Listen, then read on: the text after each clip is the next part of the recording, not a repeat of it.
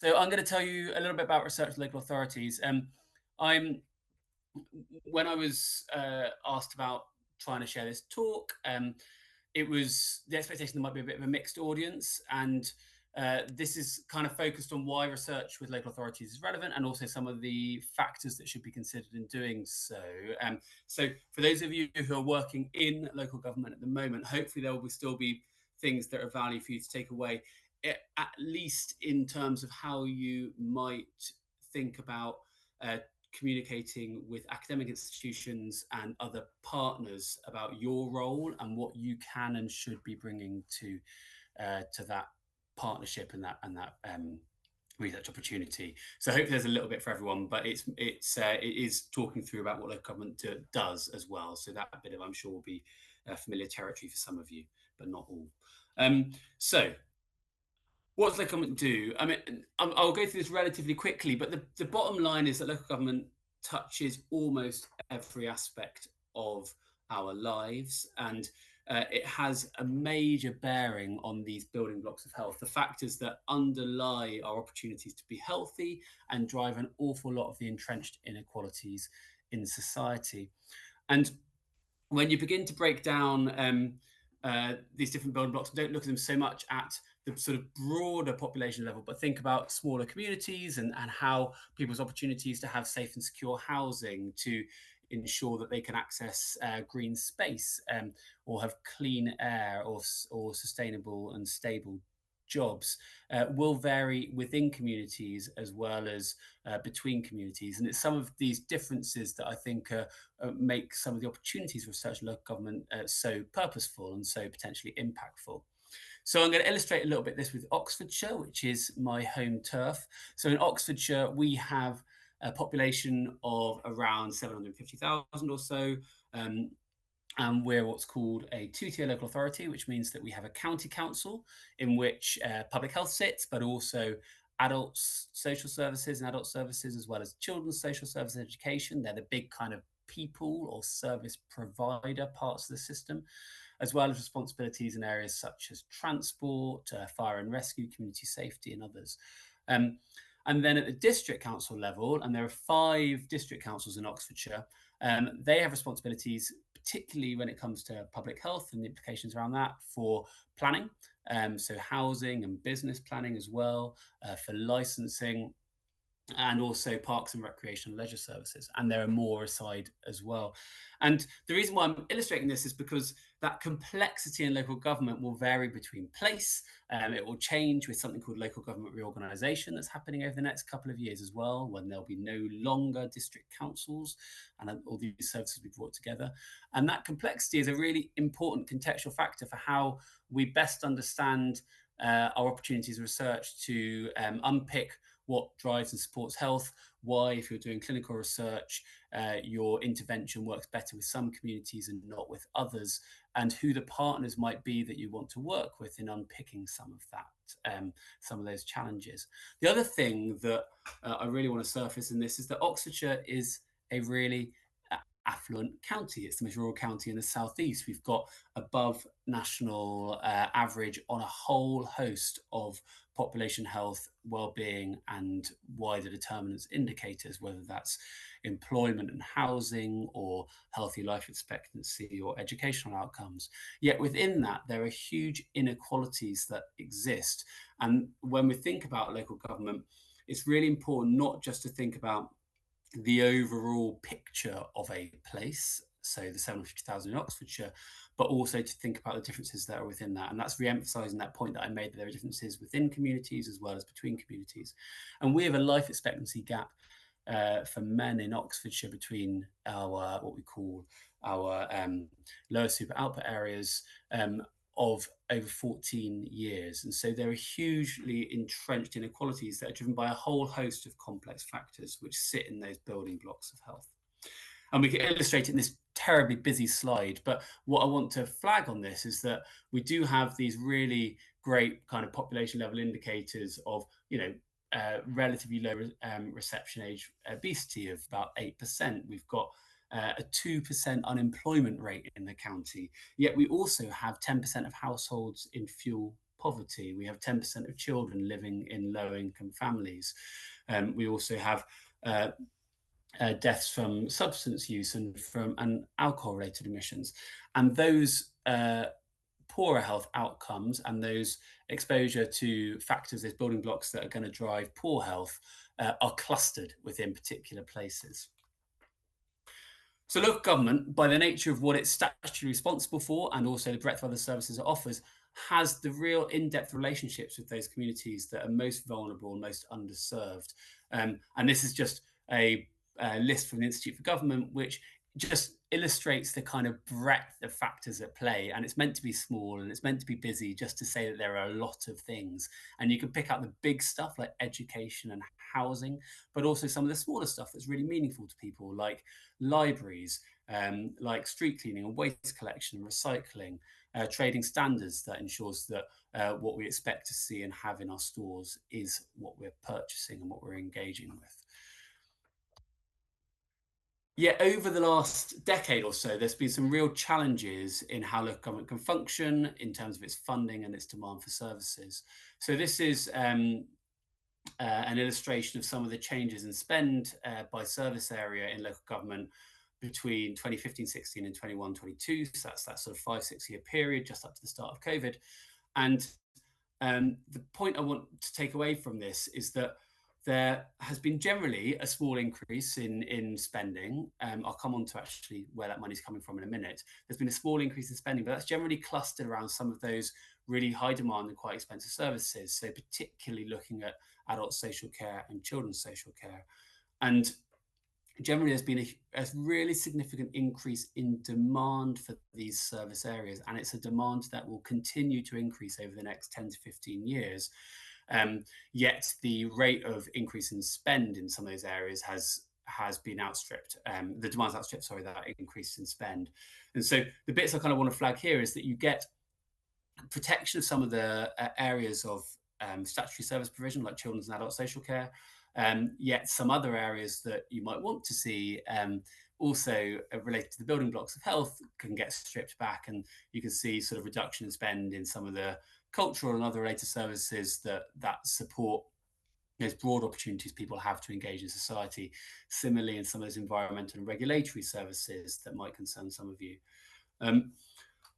This is looking at what the total spend has been, but when you look at how this has been broken down by local government, it becomes more stark in terms of how those cuts have hit the opportunities for local authorities to meet local community needs.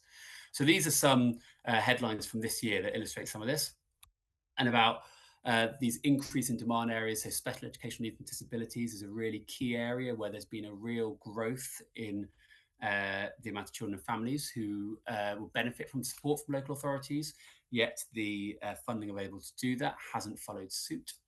And these ongoing kind of funding shortfalls being patched up, less so by central government grants, but more so, and you'll see in the headlines, I'm sure, in your local place, by maximum rises in things like council tax, as well as in other potential revenue sources that local authorities can rely on, for example, parking fines or congestion charges and other things aside.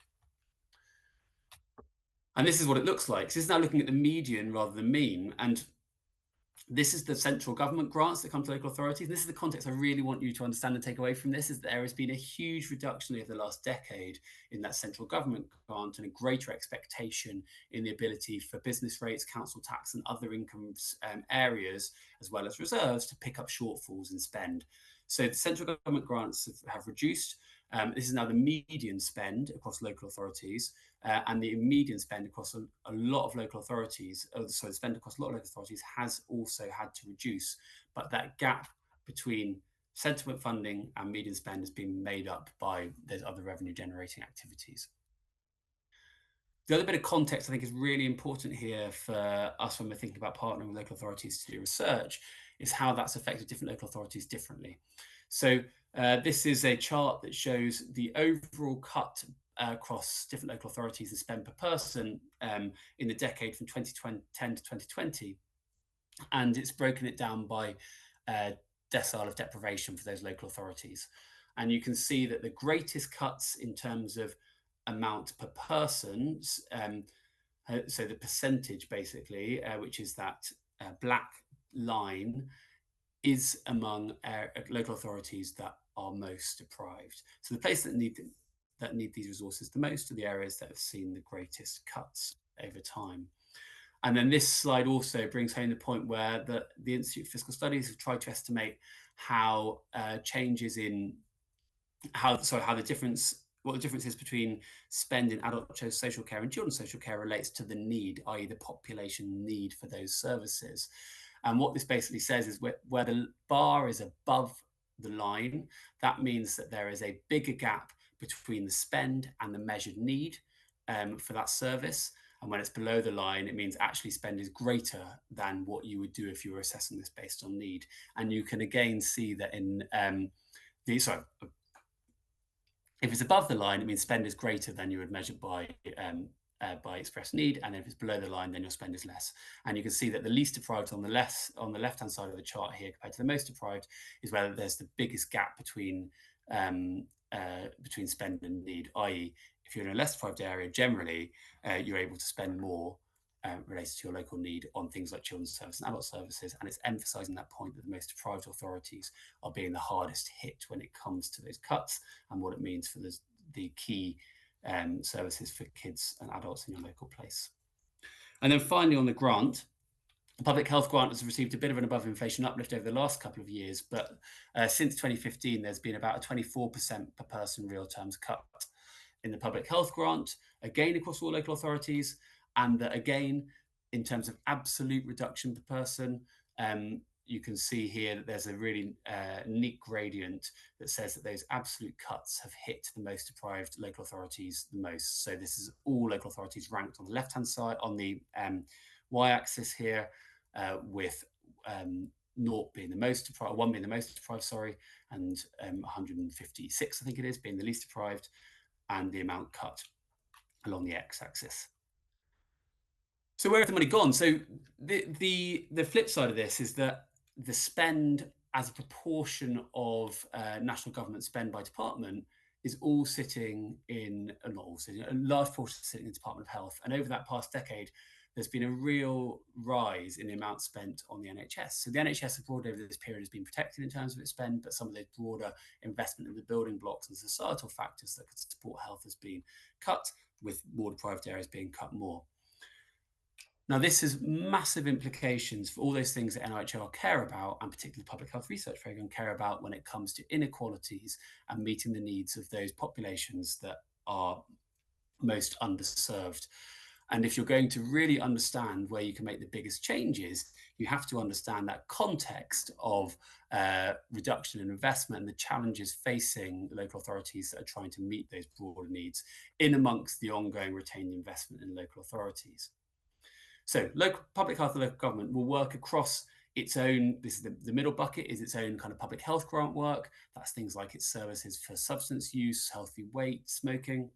It also works with partners and the UK Health Security Agency on health protection.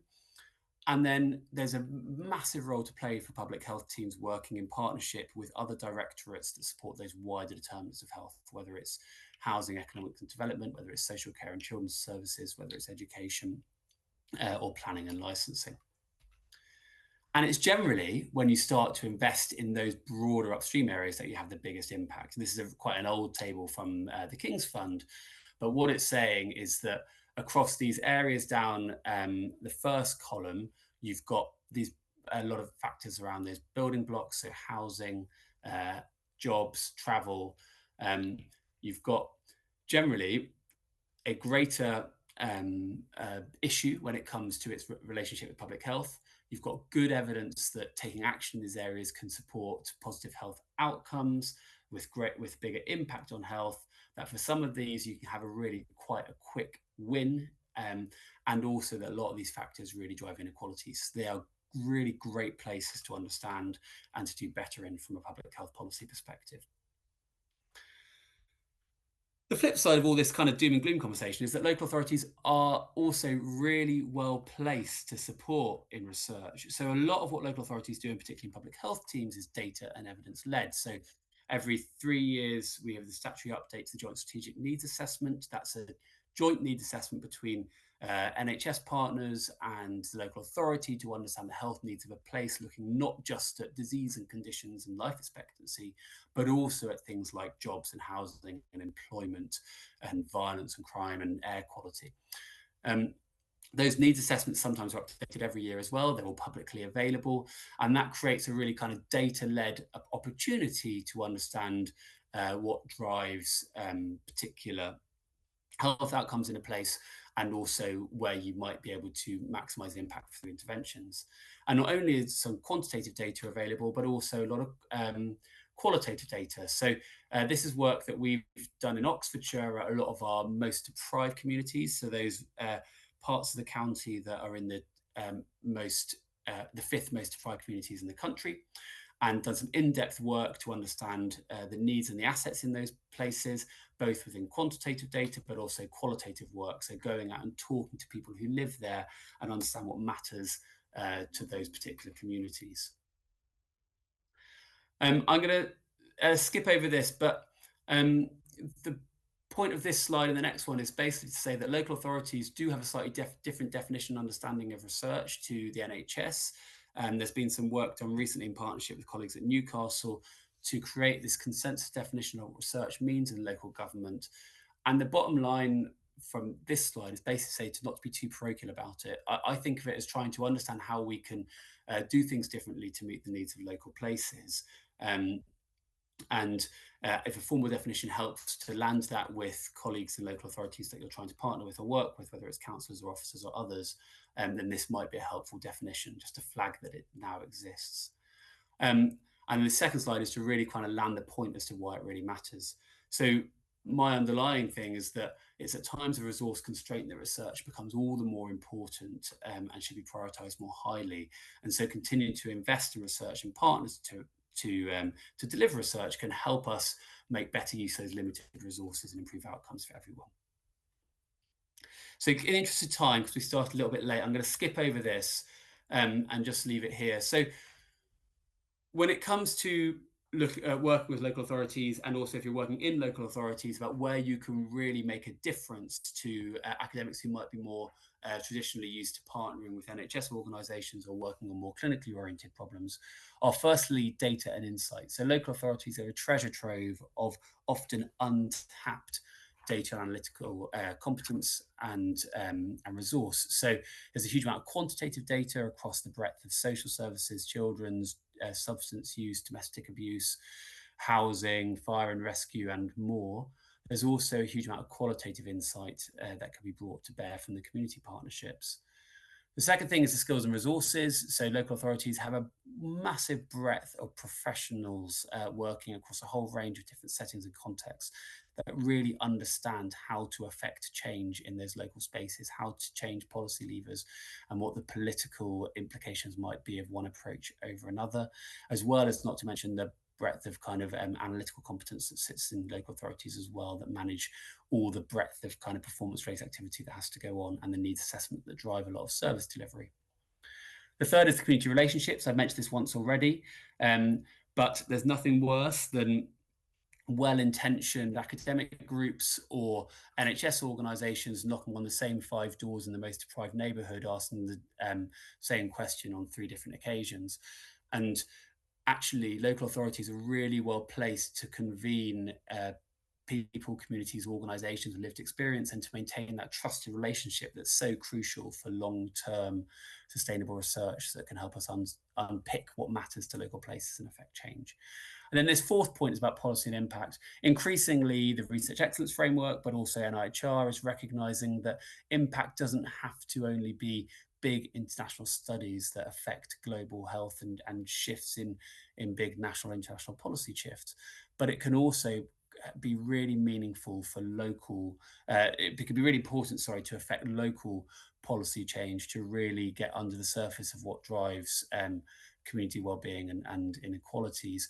And that local impact is something that is recognised and increasingly rewarded through things like the Research Excellence Framework and through things like NIHR when it's thinking about how to invest in particular research programmes or projects. So I'm going to skip over this because it talks about some of the community piece, and hopefully have just a couple of minutes at the end if people want to stick their hands up and ask any questions.